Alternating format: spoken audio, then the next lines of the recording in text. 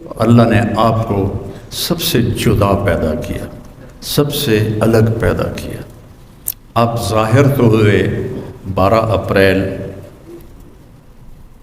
ربیع الاول، اصحاب فیل کے واقعہ جس سال ہوا تھا، چونکہ اس وقت کیلنڈر نہیں تھا تو 12 ربیع الاول اور عام الفیل کہتے، لیکن ہمارے آج کے کیلنڈر کے لحاظ سے 22 اپریل اور 571 عیسوی، اور ہندی بکرما جیت کے کیلنڈر کے لحاظ سے 1 جیٹھ 628 بکرمی، اور پیر کے دن صبح کے 4:20۔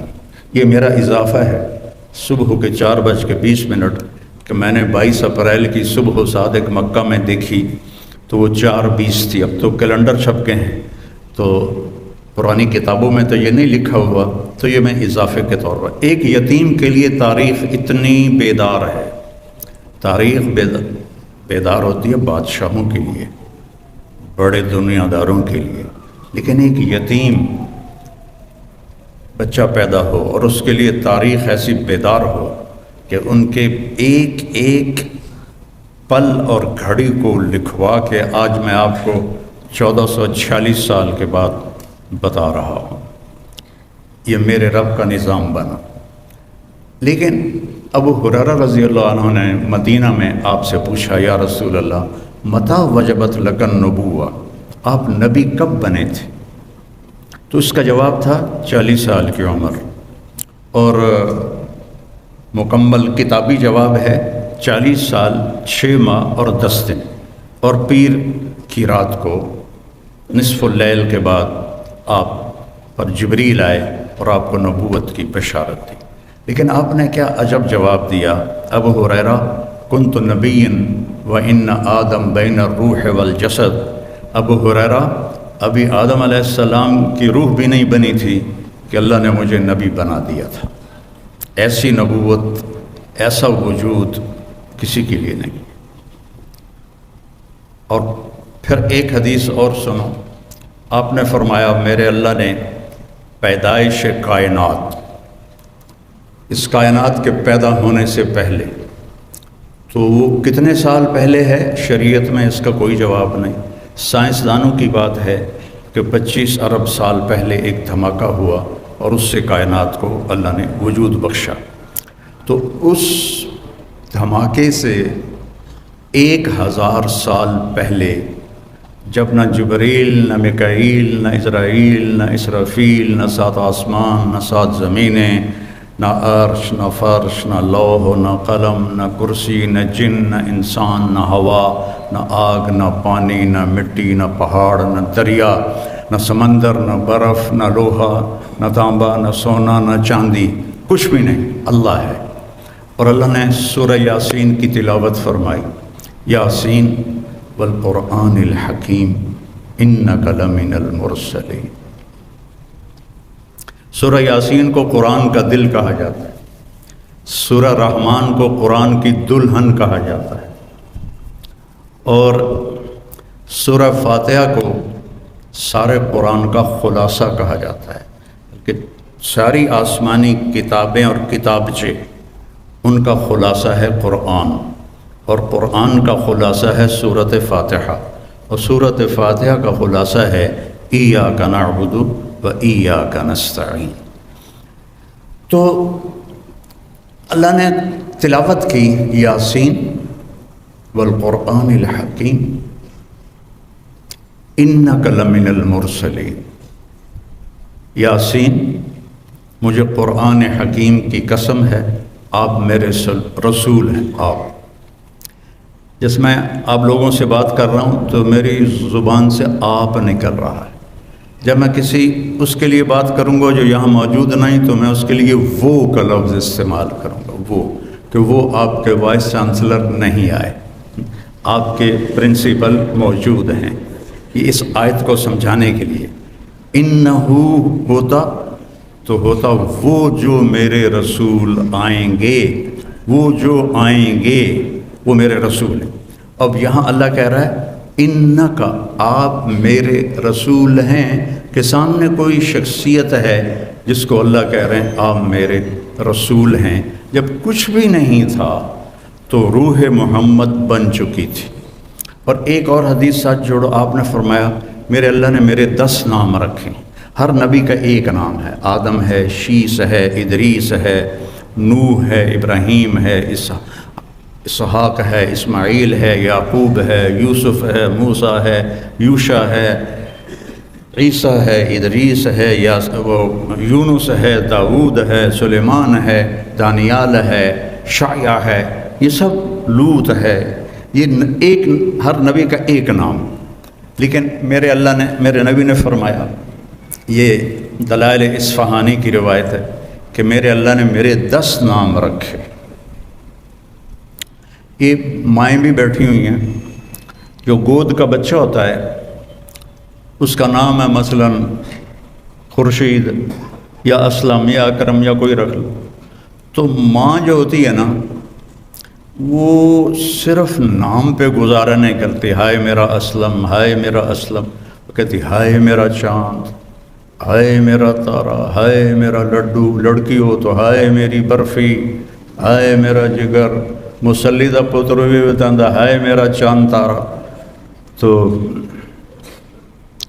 مسلی عام طور پہ بیچارے کالے ٹٹ ہوتے ہیں. یہ ایسا کیوں کرتے ہیں؟ کہ محبت زیادہ ہے اور لفظ ایک ہے، اس میں سے محبت کا راس نہیں ہو رہے، پاس نہیں ہو رہے. تو پھر اس محبت کو نکالنے کے لیے وہ یہ طریقہ اختیار کرتی ہیں، میرا چاند، میرا تارا، میرا جگر، میرا دل، میری ٹھنڈک، میرا یہ، میرا وہ، تاکہ وہ محبت کا جو بہاؤ ہے وہ خارج ہو جائے. تو میرے رب کو اپنے حبیب سے اتنی محبت ہے کہ صرف محمد سے وہ ادا نہیں ہو رہی. تو اللہ تعالیٰ نے فرمایا میرے حبیب آپ محمد ہیں، احمد ہیں، ماہی ہیں، حاشر ہیں، عاقب ہیں، فاتح ہیں، خاتم ہیں، قاسم ہیں، طٰہٰ ہیں، یاسین ہیں. 10 نام رکھے. اور اس میں یہ 2 ناموں کی عجیب بات ہے، فاتح ہیں، خاتم ہیں. پہل کرنے والے ہیں، اخیر کرنے والے ہیں.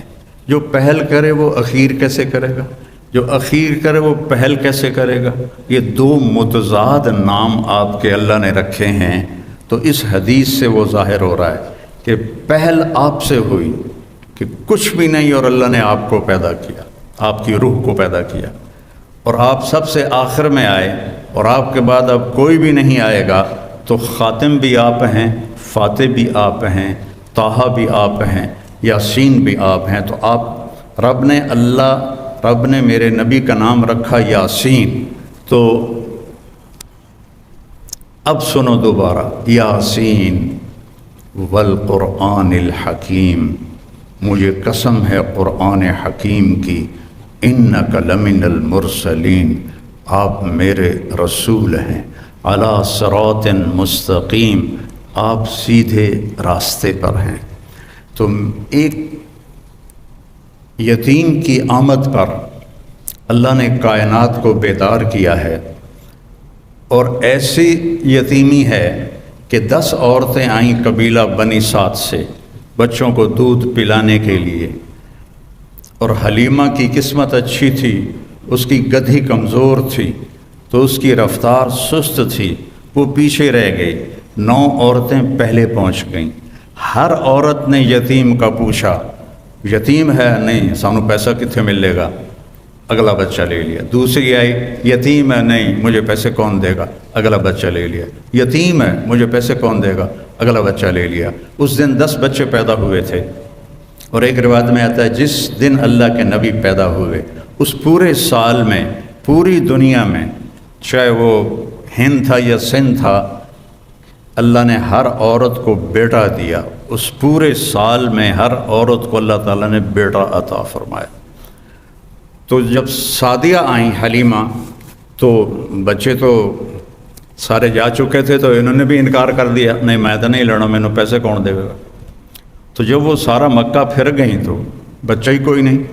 تو ان کے خامن تھے ابو کبشہ، کہنے لگے حلیمہ خالی گود کیا جانا، یتیم کو لے لے چلو، ہمیں اللہ اجر ہی دے گا. تو یہ دوبارہ آئیں اور کہا کہ اچھا بی بی آپ مجھے اپنا بیٹا دے دو۔ تو حضرت آمنہ علیہ السلام نے فرمایا یہ بڑے بختوں والا بچہ ہے، تم دیکھو گے اس کے اثرات دیکھو گی۔ تو قحط کا زمانہ تھا، چھاتیوں میں دودھ کا ایک قطرہ نہیں تھا، اور ایک بیٹا ان کا اور بھی دودھ پیتا تھا۔ جو ہی حضرت حلیمہ نے گود میں لیا تو دونوں چھاتیاں دودھ سے بھر گئیں۔ تو وہ بڑی حیران ہوئی، یہ کیا ہوا؟ تو انہوں نے آپ کو دودھ پلایا ایک طرف سے، جب دوسری طرف سے پلانے لگیں تو آپ نے منہ بند کر لیا کہ یہ میرے دوسرے بھائی کا حصہ ہے، میں نہیں پیوں گا۔ اس طرح اللہ کی ہدایت چل رہی تھی اس معصوم بچے کے ساتھ۔ اب رات ہو گئی تھی تو حضرت حلیمہ نے کہا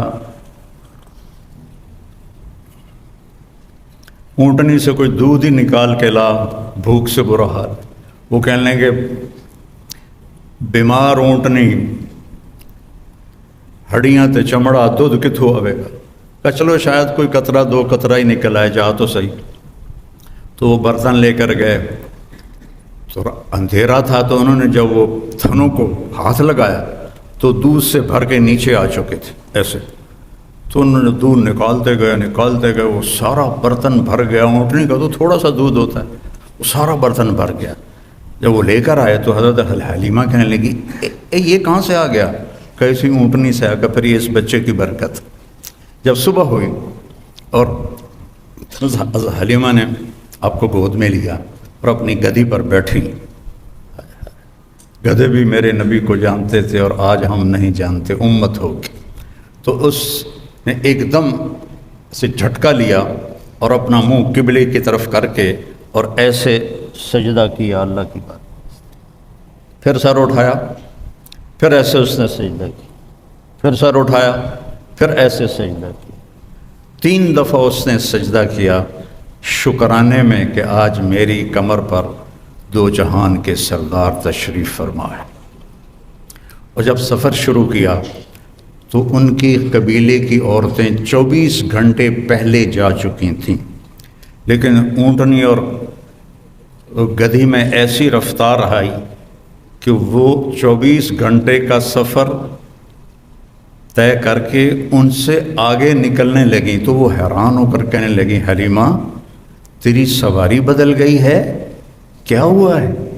تو انہوں نے فرمایا نہیں، میرا سوار بدل گیا ہے، ان لہذا الصبی لشأنا، یہ میرا سوار بدل گیا ہے، یہ پیدائش سے۔ اور جب آپ وہاں تھوڑے سے بڑے ہوئے اور بکریوں کے ساتھ جانا شروع کیا تو جبریل آئے اور انہوں نے آ کر آپ کو چٹان پہ لٹایا، آپ کا سینہ چاک کیا اور دل نکالا اور اس کو صاف کیا، اور پھر وہاں فٹ کر کے وہ چلے گئے۔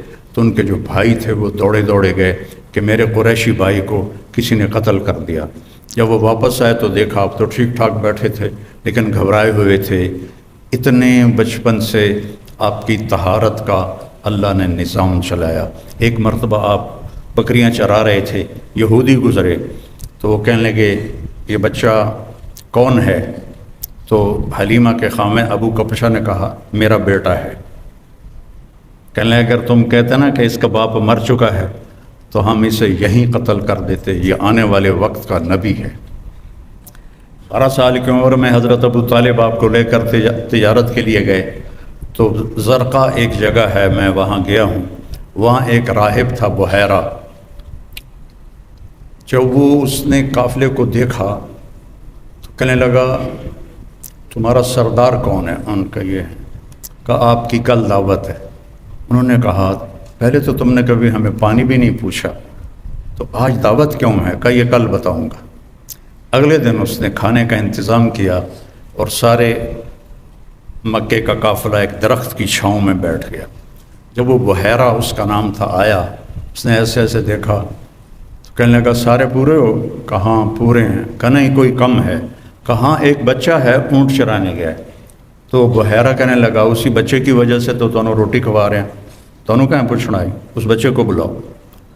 تو پھر ایک آدمی گیا آپ کو لینے، جب آپ تشریف لائے تو چھاؤں ساری کور ہو چکی تھی، سارے لوگ چھاؤں میں بیٹھ چکے تھے، آپ کے لیے چھاؤں میں جگہ نہیں تھی، دھوپ میں آپ دھوپ میں جو ہی بیٹھے تو درخت کی شاخوں نے آگے بڑھ کر آپ کے اوپر سایہ کر دیا۔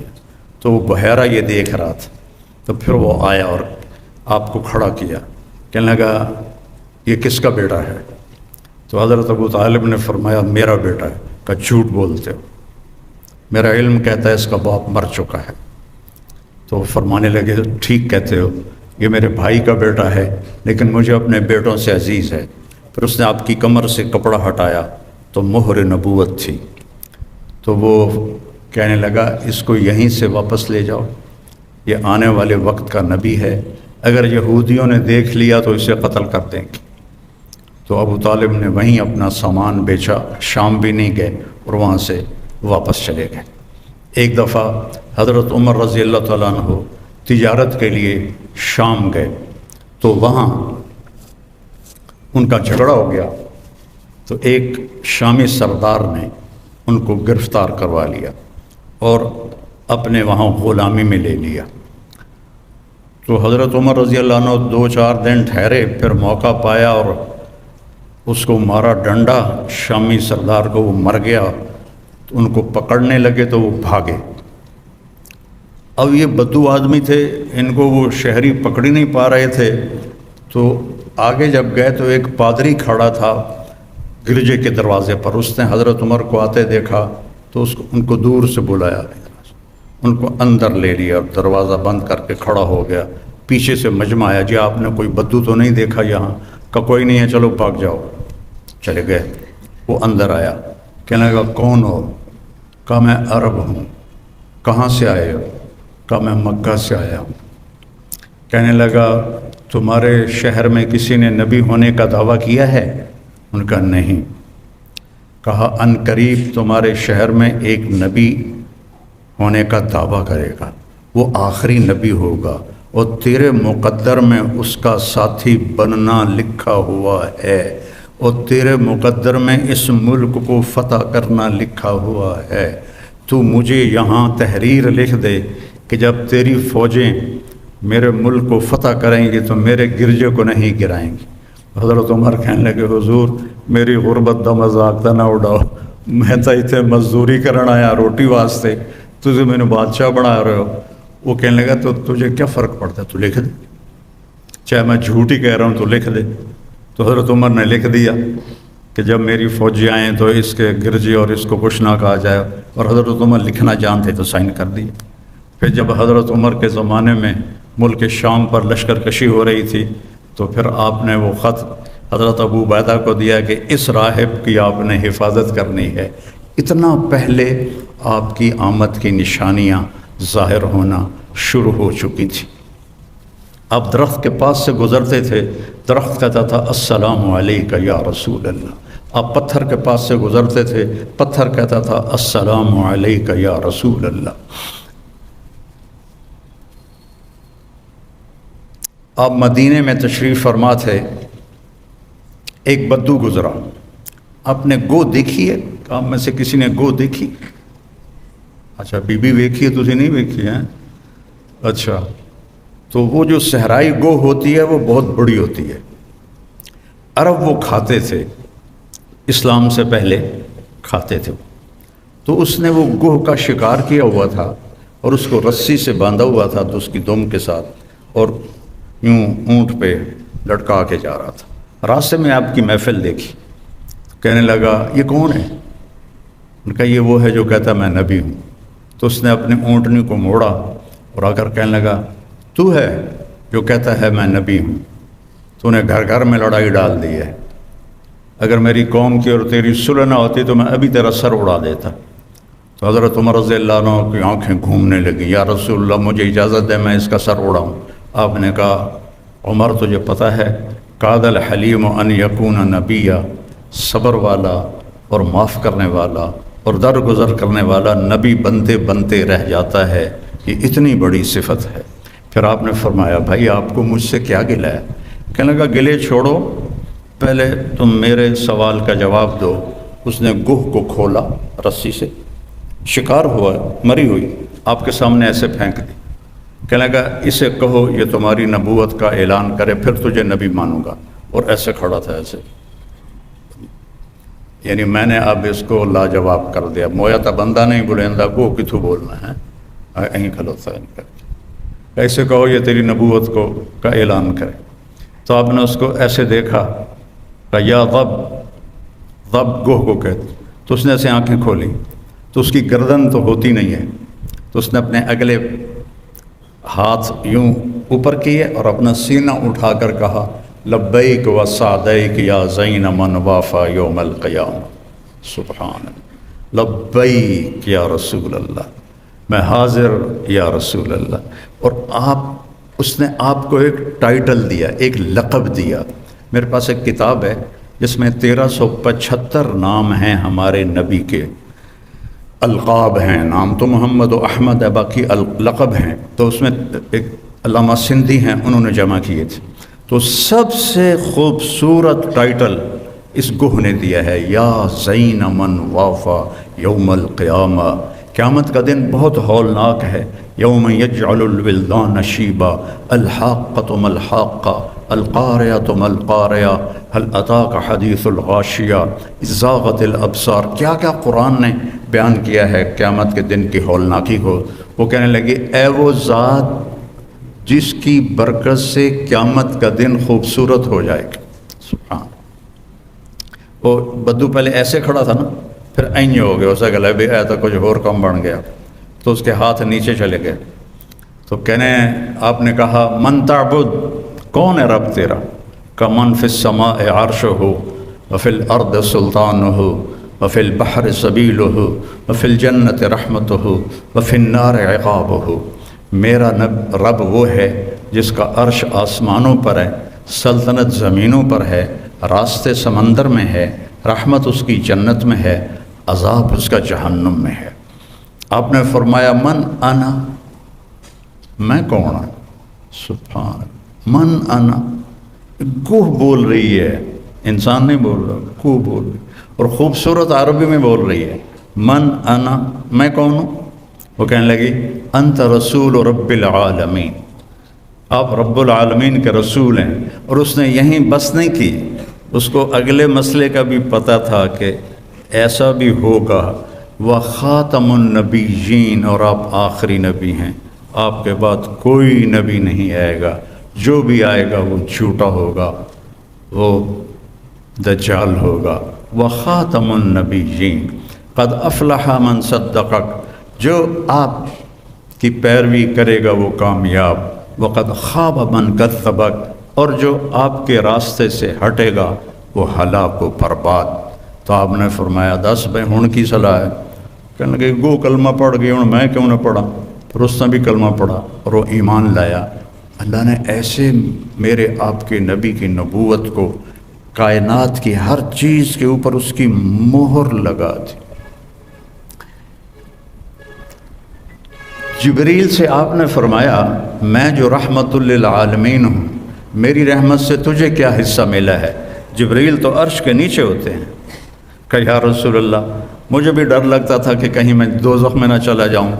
تو جب اللہ نے آپ کے قرآن میں میری تعریف کی، انہ لقول رسول کریم ذی قوت عند ذی العرش مکین مطاع ثم امین، تو اس کے بعد مجھے تسلی ہو گئی کہ میرا اللہ مجھے دوزخ میں نہیں ڈالے گا۔ آپ کی رحمت للعالمین عرش سے جا کر ٹکرا رہی ہے، عرش کے اوپر تو پھر اللہ ہے، عرش کے ساتھ جا کے ٹکرا رہی ہے۔ تو میرے نبی کی نبوت سب سے جدا، سب سے الگ، سب سے مکمل، سب سے کامل۔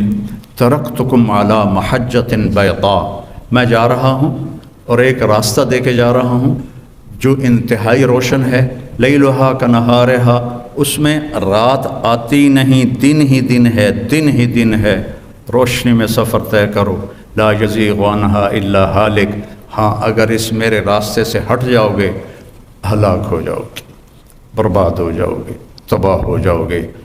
اور اللہ نے عربوں کو اتنا پیسہ دیا کہ دنیا میں آج تک کسی کو اتنی دولت نہیں دی، اور وہ ذلیل ترین مراحل سے گزر رہے ہیں، اچھی گاڑی ہونا اور چار چار شادیاں کرنا اور بڑے بڑے محل بنانا، اس کا نام عزت نہیں ہے، آزادی کا نام عزت۔ ہماری میٹرک کی کتاب میں ایک کہانی تھی، انگریزی کی ایک بڑی کتاب ہوتی تھی، ایک چھوٹی ہوتی تھی، تو اس میں ایک کہانی تھی، ایک شہری کتا سیر کرنے جنگل جاتا تھا، تو وہاں اس کی جنگلی کتے سے دوستی ہو گئی۔ اب جنگلی کتا میں سکا سڑیا جا، شہری کتا دیاں وکھیاں بھی باہر نکلی ہوئی ہیں، تو ایک دن وہ جنگلی کتا کہتا یار تو کی کھانا ہے؟ مطلب میں دودھ پینا، میں گوشت کھانا، پراٹھے کھانا۔ مطلب یار میں نے تو سکی ہڈی بھی نہیں لبھی، میں نے بھی لے چل، میں بھی کوئی کھاواں پیواں، کوئی میری پسلیاں بھی بھری جاویں۔ کہا ہاں آؤ چلو، وہ اس کو لے کے چل پڑا۔ جب وہ جنگل سے باہر نکلے تو سورج کی روشنی آئی تو اس نے دیکھا اس کے گلے میں پٹا پڑا ہوا تھا۔ مجھے ان دو انگریزی کی کتابوں میں بھائی ایک کہانی یاد ہے حرف بحرف، تو وہ کہنے لگے یار اے کی ہے؟ کہ یہ پٹا ہے۔ کہ یہ کیا ہوتا ہے؟ کہ یہ نوکری کا پٹا ہے، غلامی کا پٹا ہے، میں ایک بندے کا نوکر ہوں، غلام ہوں، پیرا دیتا ہوں، پھر وہ مجھے دودھ پلاتا ہے، مجھے گوشت کھلاتا ہے۔ یہ پراٹھے تو میں اپنی طرف سے کہہ رہا ہوں، پراٹھے کھلاتا ہے، انڈے کھلاتا ہے۔ تو وہ جنگلی کتے نے نا کہا بھائی تیرے پراٹھے تجھے مبارک، اور میری آزادی کی بھوک مجھے مبارک، میں آزاد رہ کر بھوکا رہوں، یہ مجھے پسند ہے غلامی کے گوشت اور دودھ سے، تو جا مجھے میری آزادی مبارک۔ ہم آزاد نہیں ہیں، 57 ملک ہیں، آزاد نہیں ہیں، سب یہود و نصارہ کے ہم غلام ہیں، اور ہمارے جتنے حکمران ہیں یہ نوکر ہیں ان کے، یہ ان کا دم بھرتے ہیں، یہ ان کے آگے ہاتھ جوڑتے ہیں۔ تو یہ صرف اللہ کے نبی وَجُعِلَ الذُّلُّ وَالصَّغَارُ عَلَىٰ مَنْ خَالَفَ أَمْرِي، جو میرے طریقے کو چھوڑے گا وہ ذلیل و خوار ہو کے رہ جائے گا۔ تو صرف اللہ کے نبی کی زندگی کو چھوڑنے کا نتیجہ ہے کہ اللہ نے ہم پر ذلت کی چادر چڑھا دی۔ اِذَا اتُّخِذَ الْفَيْءُ دُوَلًا، جب حکومت کے حکمران حکومت کے خزانے کو لوٹیں گے، کب میرے نبی نے بات کی تھی؟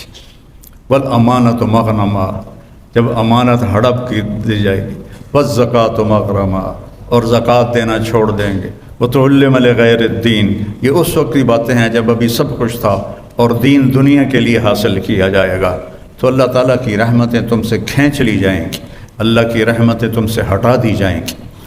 تو میرے عزیزوں، بچوں بچیوں، میرے نبی نے مکمل ایک زندگی بتائی ہے، اور آپ کے علم کو چیلنج نہیں کیا جا سکتا۔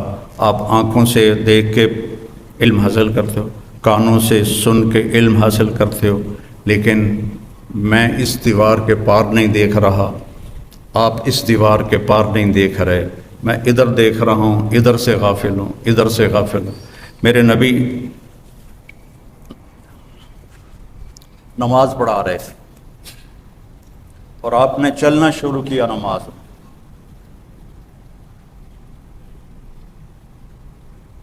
چل رہے ہیں اور دیوار کے ساتھ آ کے لگ کے کھڑے ہو۔ اس وقت محراب نہیں ہوتے تھے، تھوڑی دیر کھڑے رہے، پھر آپ نے پیچھے ہٹنا شروع کیا۔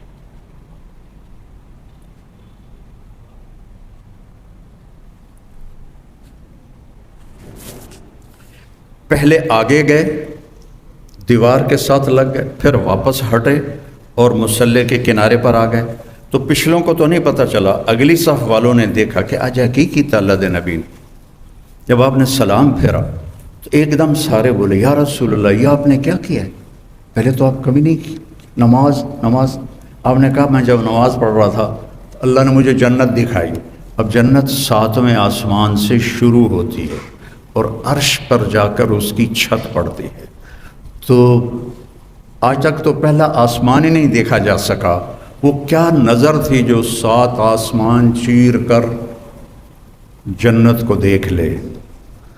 اور کہا انگوروں کے گچھے لٹکے ہوئے تھے، وہ میں نے گچھے دیکھے تو میں چلنا شروع ہو گیا اور قریب ہو گیا۔ تو مجھے جنت نظر آ رہی تھی، اس آنکھ کو آپ کیسے جھٹلاؤ گے؟ ساری ہمارے پیشے وہ صرف پیسے کو خدا بنا کے زندگی گزار رہے ہیں، پیسہ پیسہ پیسہ پیسہ۔ تم اس ڈاکٹر کو کامیاب سمجھتے ہو جس کا کلینک چل جائے، جس کی پریکٹس چل جائے، جس کے مریض بڑھ جائیں، وہ بہت کامیاب ڈاکٹر ہے۔ تاجر اس سے بڑا سمجھتے ہیں جس کا کاروبار چل جائے، سیاستدانوں سے بڑا سمجھتے ہیں جو حکومت میں کوئی عہدہ حاصل کر لے۔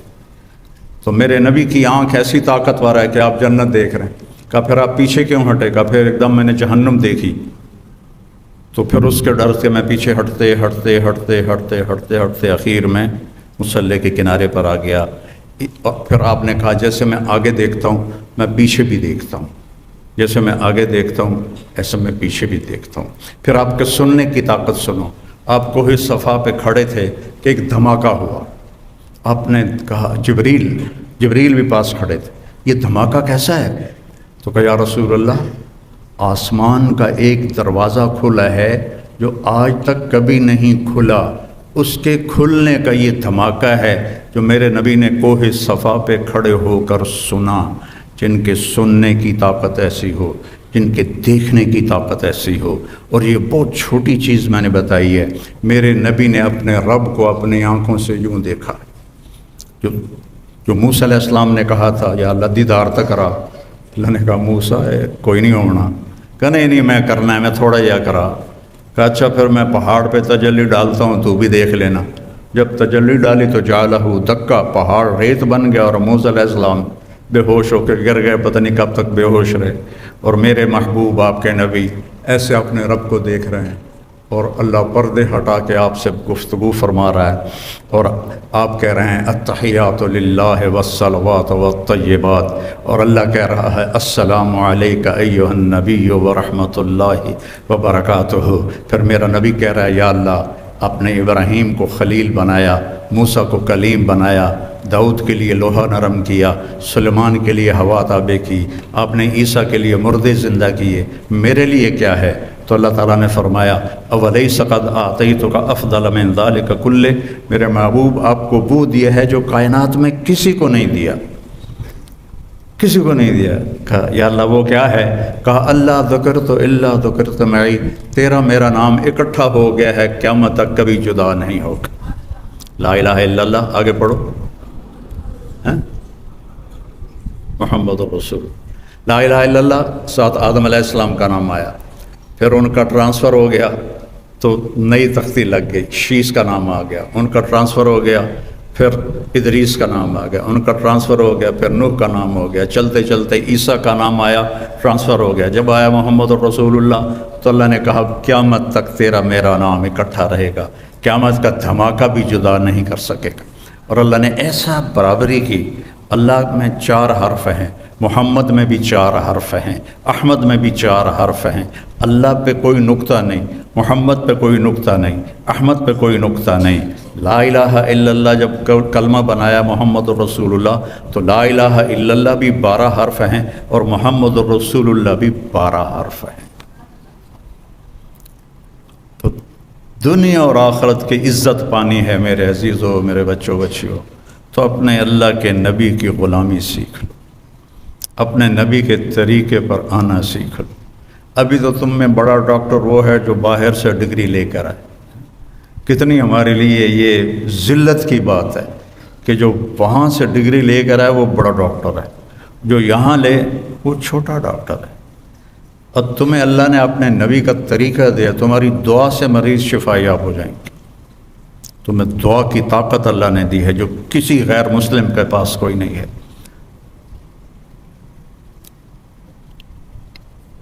لیکن ہم نے کبھی دعا کو دعا جانا ہی نہیں ہے۔ تو میرے نبی کی زندگی ہے جو عورتوں کے لیے الگ بتایا، مردوں کے لیے الگ بتایا، اور موت تک کی زندگی ہے، تھوڑا سا امتحان ہے، پھر ہمیشہ کی کامیابی۔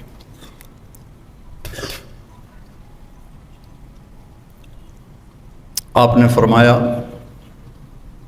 4 باتیں سیکھ لو دنیا بھی تمہاری، آخرت بھی تمہاری۔ آپ کو 10 لاکھ حدیثوں میں سے ایک حدیث بتا رہا ہوں، ایک حدیث بتا رہا ہوں۔ صدق و حدیث، ہمیشہ سچ بولنا، حفظ و امانت، کبھی دھوکہ نہ دینا، حسن و خلیقت، اخلاق اچھے رکھنا، عفت فی طعمت، رزق حلال کمانا۔ تو دنیا بھی تمہاری ہے، آخرت بھی تمہاری۔ صدق و حدیث، ہمیشہ سچ بولنا، حفظ و امانت، کبھی کسی کو دھوکہ نہ دینا، حسن و خلیقت، اپنے اخلاق اچھے رکھنا، عفت فی طعمت، اپنا رزق حلال رکھنا، اپنے رزق کو حرام نہ کرنا۔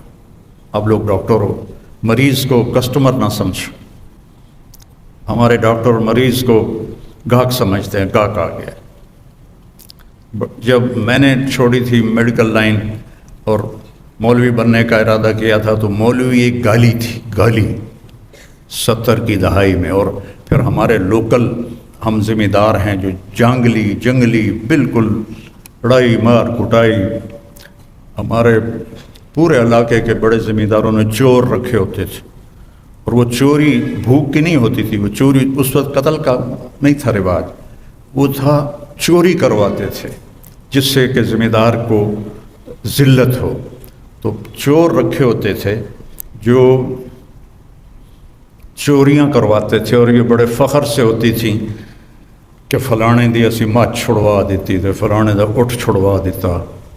تو ایسے ماحول میں مولوی ایک کمی تھا اور ڈاکٹر ایک بڑا خوبصورت نام تھا، کیونکہ وہ اس زمانے کے ڈاکٹر کاروباری نہیں تھے، وہ صرف پیسے کا پجاری نہیں تھے، وہ مریض کو مریض سمجھتے تھے۔ آج کے ڈاکٹر مریض کو مریض نہیں سمجھتے، اسے اپنا کسٹمر سمجھتے ہیں، گاہک سمجھتے ہیں۔ تو برکت ہاتھوں سے نکل گئی ہے۔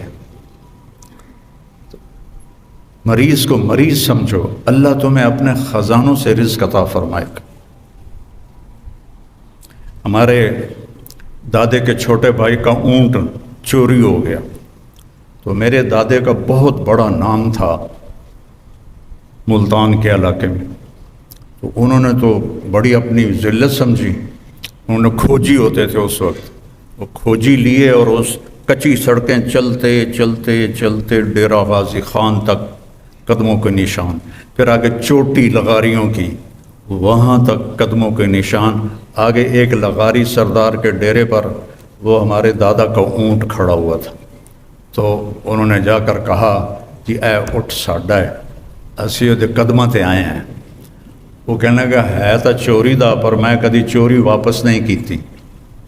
پھر کہنے لگا کتھوں آئے ہو؟ انہوں نے کہا اسی تلم بیچو آئے۔ تو وہ کہنے لگا میاں گانے نو جان دے ہو؟ تو میرے دادا نے کہا میں وہ بیٹا ہوں۔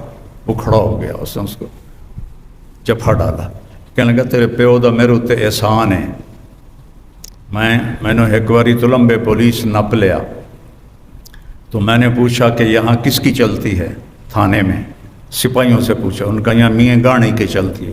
نام تو غلام محمد تھا، گانا زیور کو کہتے ہیں ہماری زبان، تو وہ اپنی خوبیوں کی وجہ سے گانا مشہور تھے۔ تو اس نے ان کو ایک سپاہی کے ذریعے پیغام بھجوایا، وہ آئے، ان سے کہنے لگا کہ کام تو میرا یہی ہوئی ہے چوریاں، لیکن میں تیرے علاقے چوری نہیں کی تھی تے میری جان چھڑا دی۔ انہوں نے تھانے دار سے کہا، اس نے چھوڑ دیا، تو کہا اے اٹھ اپنا بھی لے جا تے اے ایک میری طرف ہدیہ بھی لے جا۔ تو یہ ماحول تھا اس وقت، اس میں نے کہا میں نے مولوی بننا ہے، وہ تو دھماکہ ہو گیا، وہ جیسے قیامت قائم ہو گئی۔ اور ہمارے تلمبے میں ایک بہت غریب خاندان تھا، اس سے ایک لڑکا ڈاکٹر بنا، ڈاکٹر معین رحمۃ اللہ علیہ۔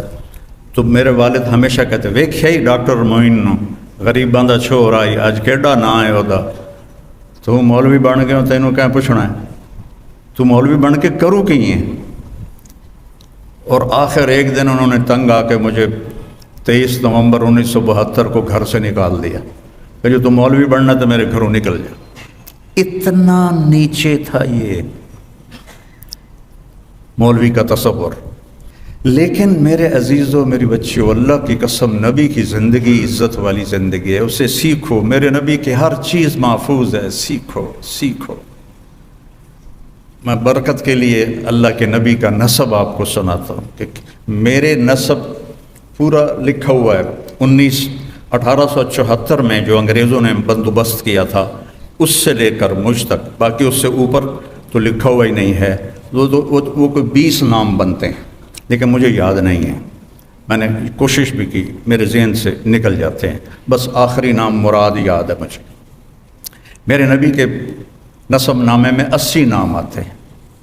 محمد بن عبداللہ بن عبد المطلب بن ہاشم بن عبد مناف بن قصی بن کلاب بن مرہ بن کعب بن لوی بن غالب فہر بن کنانہ بن خزیمہ بن مدرکہ بن الیاس بن مدر بن نزار بن معد بن عدنان بن حمیسہ بن سلامان بن عوس بن بوز بن کموال بن ابی بن عوام بن ناشد بن حذا بن بلداس بن یدلاف بن طابق بن جاہم بن ناحش بن ماخی بن عیفی بن عبقر بن عبید بن الدعاء بن حمدان بن سمبر بن یثربی بن یحزن بن یلحن بن ارعوہ بن عیدی بن ذیشان بن عیسر بن اقناد بن ایہام بن مقصر بن ناحث بن زارع بن سمی بن مزی بن عوض بن عرام بن قیدار بن اسماعیل بن ابراہیم بن آذر بن ناحور بن سروج بن فائج بن عابر بن ارفخشاد بن سام بن نوح بن لامک بن متوشالہ بن ادریس بن یرد بن ملحلئیل بن قینان بن آنوش بن شیس و بن آدم علیہ السلام۔ میرے نبی کا اس کے علاوہ کسی کا کوئی نسب نامہ محفوظ نہیں ہے، اور میرے نبی کا پورا حلیہ محفوظ ہے۔ لقد جاءکم رسول من انفسکم، ہم ایسے پڑھتے ہیں، سورۃ توبہ کی آخری آیت ہے، لیکن میں موریتانیہ گیا، وہاں پڑھتے ہیں من انفسکم، من انفسکم، من انفسکم کا میں نے آپ کو ابھی مصداق بتا دیا کہ میرے اللہ نے کہا تم میں تو پیدا ہوا ہے، ایسا نسب ہے کسی کا؟ پھر من انفسکم، تم میں تو پیدا ہوا ہے، ایسا کوئی حسین ہے؟ ایسا کوئی حسین ہے؟ ایک بدو عورت نے میرے نبی کا حلیہ بیان کیا۔ اب ذرا الفاظ کا ردم اور اس کے موسیقی کا خیال کرنا، آپ کو ترجمہ بعد میں سناؤں گا۔ رأیت رجلا ظاہر الوداع ابلج الوجه حسن الخلق لم تعبه ثجلا لم تزر به سعلا وسیم قسیم فی عینیہ دعج فی اشفارہ وطف فی صوتہ سحل فی لحیتہ کثاثہ فی عنقہ سطع ان تکلم علاہ البہاء و ان سکت علاہ الوقار۔ الفاظ کا ردم سمجھ میں ہے؟ کیا خوبصورت، کیا کہا؟ میں نے ایک شخص دیکھا، مجھے لگا 14ویں کا چاند کپڑے پہن کے آ گیا ہے۔ ظاہر الوضاء ابلج الوجہ، روشن چمکتا چوڑا چہرہ، لم تعبہ سجلا، پیٹ نکلا ہوا نہیں تھا، لم تدری بہ سعلا، سکا سڑا ہوا نہیں تھا۔ پیٹ تو کسی کا بھی نہیں نکلنا چاہیے، لیکن مولوی اور ڈاکٹر کا پیٹ نکلا ہوا ہو تو بہت بری بات، جو اوروں کو نسخے لکھ کے دے رہا ہے۔ میں ایک ڈاکٹر کو ویسے ہی ملنے گیا تو باہر پورا کمرہ ان کا بھرا ہوا تھا مریضوں سے، تو اندر مریض دیکھ رہے تھے، تو انہوں نے سوچا یہ مولانا تبلیغی آدمی ہیں، مجھے آ کے تبلیغ کریں گے، تو بٹھایا تو میرا ٹائم ضائع ہوگا، تو وہ خود ہی باہر آ گئے۔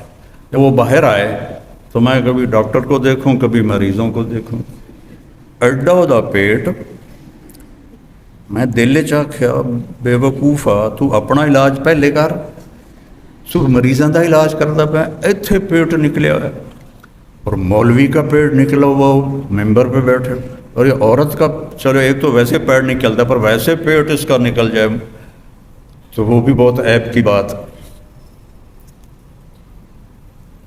میرے نبی کا ایسے سینہ اور پیٹ تھا،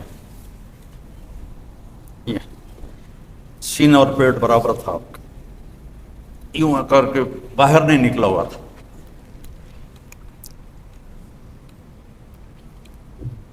اکثر من المشذب، آپ فخم مخفم، انتہائی بارو اور انتہائی خوبصورت تھے۔ نہ لمبا قد تھا نہ چھوٹا قد تھا، عظیم الحامہ، آپ کا سر بڑا تھا، شدید سواد شعر، سیاہ کالے بال تھے، یجاوز شعرہ شحمت اذنیہ، یہاں تک آپ کے بال تھے، زیادہ تر یہاں تک بھی آئے، یہاں تک بھی آئے، لیکن عام پوری زندگی میں یہاں تک بال تھے۔ ان فرقت عقیقتہ فرق و الا فلا، کبھی آپ مانگ نکالتے تھے اور کبھی ویسے ہی کنگھی فرما لیتے تھے، اور جب کبھی آپ مانگ نکالتے تھے اور سر سے پگڑی اتارتے تھے تو مانگ سے نور نکلتا نظر آتا تھا۔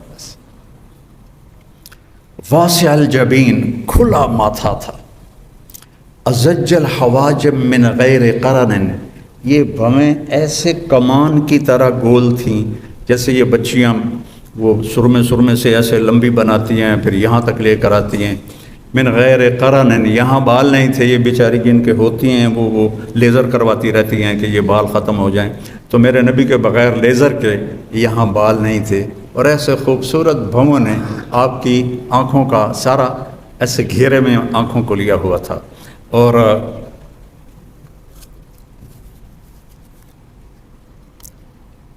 ادعج، موٹی آنکھ تھی، اشکل، لمبی آنکھ تھی، احور، یہ پتلی سیاہ تھی، سفیدی انتہائی سفید تھی، اور اشکل، آنکھوں میں سرخ ڈورے تھے، اور ابرک، اور انتہائی چمکدار آپ کی آنکھ تھی، اور انجل، اور انتہائی نورانی آنکھ تھی، اور اشفار ہی وطف، اور آپ کے یہ جو ابرو تھے بہت لمبے، جیسے یہ بچیاں نہیں لگا لیتی ہیں مصنوعی، وہ صاف پتہ لگتا ہے مصنوعی لگوایا ہے، تو نہ لگایا کرو، کوڑی لگتی ہو۔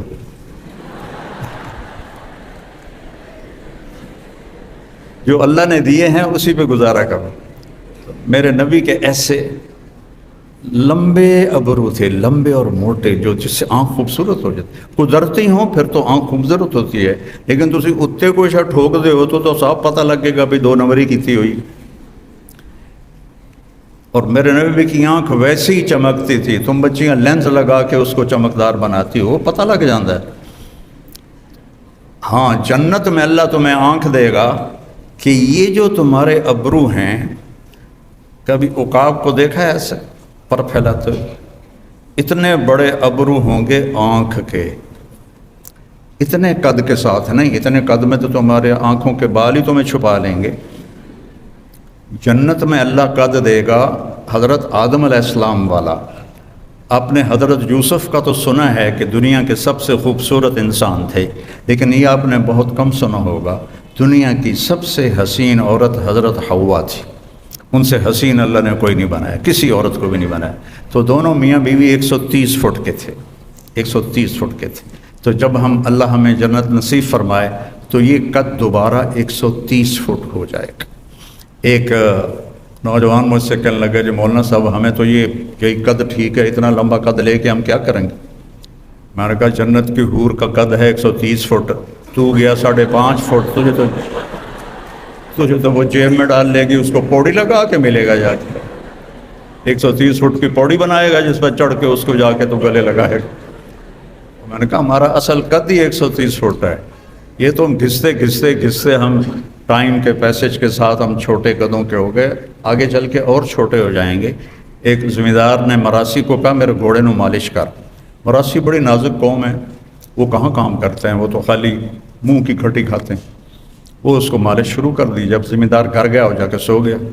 جب صبح اٹھ کے آیا تو گھوڑا غائب تھا، چور لے گئے، اسے گلے بھی مارے گئے۔ وہ بھاگتے گیا، اپنے گھر سے خرگوش لے کر آیا اور اس کو رسیوں سے باندھ کے مالش شروع کر دی۔ جب زمیندار باہر آیا، وہ گھوڑا کے دے، اسے کہ صحیح ہے کھلوتا ہے، اسے کہ نا مراد فٹے منہ تیرا، وہ تو خرگوش ہے، نہیں صحیح گھوڑا ہے، مالش کیتی ہے تو گھس کے تو بس سیڑ بن گیا، خرگوش بن گیا۔ تو اللہ جنت میں 130 فٹ قد بنائے گا، اور سر کے بال یہاں سے چل کر اور پاؤں کی ایڑی تک آئیں گے، 130 فٹ بال ہوں گے، اور اس میں تمہارے تو جوئیں نکلتی ہیں سروں سے، وہاں موتی ہوں گے، یاقوت ہوں گے، زمرد ہوں گے ایسے، اور یہاں شادی پہ وہ جو بناتی ہیں وہ چوڑا سا، پتہ نہیں اس کو لہنگا کہتے ہیں یا کیا کہتے ہیں، اس کو پھر وہ اٹھا کے چل رہی ہوتی ہیں۔ اللہ تعالیٰ آپ کو لباس جو پہنائے گا وہ 3 میل کے دائرے میں گھوم رہا ہوگا، 3 میل کے دائرے میں۔ اسے اٹھانے کے لیے خادمات ہوں گی، آپ کو نہیں ایسے اٹھا کے چلنا پڑے گا۔ 3 میل کے دائرے میں گھومے گا، اور 100 جوڑے ہر ایمان والے مرد عورت کو اللہ پہنائے گا، 100 جوڑے۔ اچھا 100 جوڑے اگر خود پہننے پڑ گئے تو مر گیا نا، 1 تے 2 3 تے 4 تو مٹھ ہی رہ گئے، اور جب اتارنے ہو تو پھر ریورس، تو کیا ہوگا؟ آپ صرف ارادہ کریں گی کہ کپڑے بدلوں، ایک نور کی چمک اٹھے گی اور آپ کے اگلے 100 جوڑے غائب ہوں گے اور نئے 100 جوڑے آپ کے زیب تن ہوں گے۔ کوئی لانڈری نہیں ہے، کوئی سوٹ کیس نہیں ہے، کوئی الماری نہیں ہے، کوئی واش روم نہیں ہے، کوئی ٹوائلٹ نہیں ہے، ہر چیز سے پاک۔ حضرت ام سلمہ نے پوچھا یا رسول اللہ ہمارا درجہ بڑا ہے یا جنت کی عورت کا؟ آپ نے کہا دنیا کی عورت کا درجہ بڑا ہے۔ تو حضرت ام سلمہ نے پوچھا وہ کس لیے؟ کہا ان کی نماز کی وجہ سے، ان کے روزے کی وجہ سے، اور ان کے صدقے کی وجہ سے، اور ان کی عبادت کی وجہ سے اللہ انہیں جنت کی حوروں سے 70,000 گنا زیادہ حسن عطا فرما دے گا۔ تو وہ زندگی تو آگے آ رہی ہے۔ تو میرے نبی پاک صلی اللہ علیہ وسلم کی اللہ نے آنکھیں بنائی ایسے خوبصورت، جب آپ ایسے آنکھ اٹھاتے تھے تو اللہ کی قسم کوئی آپ کو دیکھ نہیں سکتا تھا، سب ایسے ہو جاتے تھے، سب، صرف 2 آدمی آپ کو دیکھ سکتے تھے، ایک ابو بکر اور ایک عمر، باقی کوئی۔ کث اللحیہ، داڑھی بڑی خوبصورت، اشم، ناک یہاں سے اٹھا ہوا آگے سے باریک، غلی الفم، ہونٹ بڑے خوبصورت، سرخ، آپ تو وہ لگاتے ہو نا لپسٹک، آپ کے ہونٹ ویسے ہی خون کی وجہ سے سرخ، اشنب، آپ کے دانت ایسے گولائی میں تھے، یا بیچاری کتنے لڑکے لڑکیوں نے وہ یہاں لگایا ہوتا ہے جو دانت اوپر نیچے ہوتے ہیں، آپ کے ایسے گولائی میں تھے، اور مفلج، ان دانتوں میں تھوڑا خلا تھا، یہ براق الثنایا، اور اتنے روشن تھے جب ہنستے تھے تو دانتوں سے نور نکل کر دیواروں پہ پڑتا دکھائی دیتا تھا، سبحان اللہ۔ اور گال نہ پچکے ہوئے نہ ابھرے ہوئے، اور سوا البطن والصدر، سینہ اور پیٹ برابر تھا، طویل الذنبین، بازو لمبے تھے، رحب الروحہ، ہتھیلی چوڑی تھی، چوڑی ہتھیلی سخاوت کی علامت ہوتی ہے، اور تنگ ہتھیلی ویکھو نہیں، تنگ ہتھیلی بخل کی علامت ہوتی ہے، عام طور پہ یہ علم کیافہ والوں کی بات ہے، کوئی شریعت کی بات نہیں، کہ چوڑی ہتھیلی سخاوت کی علامت ہوتی ہے، تنگ ہتھیلی بخل کی علامت ہوتی ہے۔ آپ کی چوڑی ہتھیلی تھی، اور آپ کی انگلیاں سائل الاطراف، ایسے لمبی اور سیدھی تھی، جیسے میری انگلی تھوڑی سی ٹیڑھی ویسے بالکل سیدھی تھی، اور سیدھا قد تھا، سیدھا بالکل، ذرا کوئی ٹیڑھا پن نہیں، مسیح القدمین، ایسے چمکتے تھے آپ کے پاؤں جیسے تیل لگا ہوا، اور سریع المشیہ، اب تیز چلتے تھے، قدم چھوٹا ہوتا تھا، چال میں تیزی ہوتی تھی، صحابہ کو پیچھے دوڑنا پڑتا تھا، اور جب آپ کسی کو بلاتے تھے تو ایسے کر کے نہیں کہتے تھے، آپ ایسے کرتے تھے، انگلی نہیں اٹھاتے تھے، ایسے کرتے تھے۔ یہ انگلی اٹھانا ایک محاورہ ہے، تو میرے پہ انگلی اٹھاتا ہے، آپ ایسے بلاتے تھے۔ اور جب آپ خوش ہوتے تھے تو یہاں سے نور نکلتا تھا، اور جب آپ غمگین ہوتے تھے تو آپ ایسے داڑھی پکڑ کے بیٹھے ہوتے تھے، ایسے، یہ پکی نشانی تھی کہ آپ پر کوئی غم سوار ہے، آپ ایسے بیٹھے ہوتے تھے ایسے۔ اور آپ بیان میں بس اتنا ہاتھ کا اشارہ فرماتے تھے، سیدھے ہاتھ میں تو عصا ہوتا تھا اتنا، یہ ہمارے خطیب نے جو آستینے بھی چڑھا لیتے ہیں اور کباب بمباری کرتے ہیں، ٹھو ٹھو ٹھو، کافی پرانے بات میں بعد میں کالج میں پڑھتا تھا تو ہمارے قریب ایک مولوی صاحب آ رہے تھے، تو ہم بھی چلے گئے دیکھنے کے لیے. تو جب وہ آ کے بیٹھے ہوئے کہنے لگے تو اسی میز تا رکھیا نہیں. اب میں نے سوچا کہ میز کی کیڑی لوڑ ہے، بیان تو مائی کچ کرنا. تو مجھے سمجھ میں نہیں آیا. خیر وہ میز آ گیا. 5 منٹ بعد پتہ لگ گیا یا 5 منٹ ٹھا. شکر ہے میز ٹوٹا نہیں. میرا نبی بس اتنا اشارہ کرتا تھا. خوبصورت انداز گفتگو ہوتا تھا، لوگوں کو عزت دیتے تھے اپنے کلام میں. کبھی کسی کا نام لے کر اپنی گفتگو میں اس کو بے عزت نہیں فرماتے تھے. اور جب آپ حیران ہوتے تھے تو آپ یوں کرتے تھے. یہ آپ کی حیرت کی نشانی تھی. جب آپ کو کوئی دائیں بائیں سے بلاتا تھا، اب تم مجھے بلاؤ، ہاں اب اس نے مجھے بلایا، میں کیا کروں گا؟ جی سب آپ یہی کریں گے. لیکن میرے نبی کیا کرتے تھے؟ جی ایسے کرتے تھے، صرف گردن نہیں پھیرتے تھے. پھر ادھر سے بلایا کسی نے، پھر آپ ایسے کرتے تھے. جی کتنا مشکل کام ہے. ادھر سے کوئی بلاتا تو آپ ایسے کرتے تھے. کتنی چھوٹی چھوٹی باتیں آپ کو میں بتا رہا ہوں اپنے نبی کی، سب محفوظ ہیں. پڑھو، سیکھو. آپ کو کھجوروں میں برنی کھجور پسند تھی اور اجوا کھجور پسند تھی، اور دودھ کی لسی آپ کو پسند تھی، اور بکری کے دستی کا گوشت آپ کو پسند تھا، اور گردن کا گوشت آپ کو پسند تھا. اتنی باتیں کسی نبی کی. سفید لباس پسند تھا آپ کو، اور رنگدار بھی پہنتے تھے لیکن سفید پسند تھا آپ کو. حضرت جابر بن عبداللہ کہتے ہیں کہ مسجد کے صحن میں ہمارے نبی بیٹھے تھے اور آپ نے سرخ دھاری دار چادر اوڑھی ہوئی تھی. اوپر 14ویں کا چاند تھا. میں کبھی چاند کو دیکھتا، کبھی آپ کو دیکھتا، تو آپ مجھے چاند سے زیادہ حسین نظر آ رہے تھے. پھر آپ نے اپنے گھر کی زندگی ہمیں سمجھائی. باپ بن کے دکھایا، خامند بن کے دکھایا، بیٹا بن کے دکھایا کہ کاش میری ماں زندہ ہوتی اور میں عشاء کی نماز فرض سورۃ فاتحہ شروع کر چکا ہوتا اور میرے گھر سے میری ماں بلاتی، میں ماں کے پیچھے نماز توڑ دیتا. جس نے ماں باپ کو دکھ دیا اس پہ اللہ کی لعنت، اس پہ فرشتوں کی لعنت، اس پہ زمین آسمان کی لعنت. پھر خامد بن کے دکھایا. 11 شادیاں شوق کی نہیں تھیں، وحی کی تھی، زندگی سکھانی تھی. اظہار محبت کر کے دکھایا.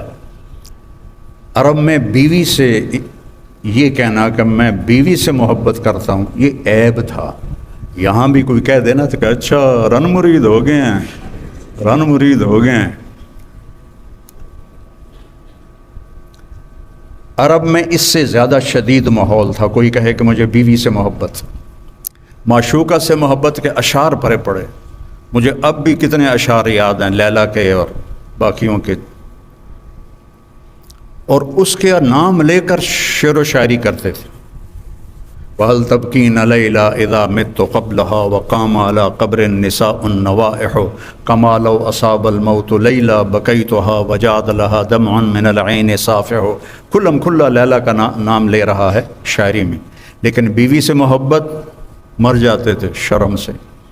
اس ماحول میں، مسجد کے ماحول میں مجمع لگا ہوا ہے. ایک شخص پوچھتا ہے یا رسول اللہ آپ کو سب سے زیادہ کس سے محبت ہے؟ ماحول سمجھ میں آ گیا؟ پہلے بتاؤ. آپ نے زور سے کہا عائشہ سے. یا رسول اللہ آپ کو کس سے زیادہ محبت ہے؟ کہا عائشہ سے. وہ تو انج کانب گئے کہ ہیں ایک ہی ہو گیا. نہیں نہیں نہیں یا رسول اللہ میرا مطلب ہے کہ مردوں میں کس سے زیادہ محبت. تو آپ کو پتہ چل گیا کہ اس کو ہضم نہیں ہوا. تو آپ نے ابو بکر نہیں کہا، آپ نے کہا عائشہ کے ابا سے، عائشہ کے ابا سے. اور آپ نے حضرت عائشہ سے فرمایا عائشہ مجھے جب سے پتہ چلا ہے تو جنت میں میری بیوی ہے، مجھے مرنا ہی آسان ہو گیا ہے. گھر کی زندگی سکھائی، باہر کی زندگی سکھائی، اولاد سے پیار کرنا سکھایا. آپ دنیا کے سب سے مصروف انسان تھے، لیکن حسن حسین کے ساتھ آ کے روزانہ کھیلتے تھے۔ آپ جو ڈاکٹر کی پریکٹس بڑھ جاتی ہے وہ نہ بچوں کا رہتا ہے نہ بیوی کا رہتا ہے۔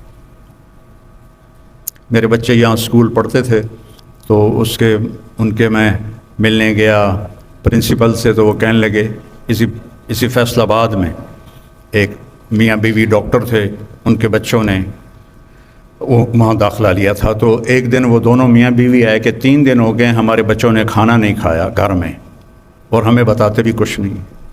تو انہوں نے ان کو بلا لیا، تو وہ بچے کہنے لگے جی ہم ان کے سامنے نہیں بتائیں گے۔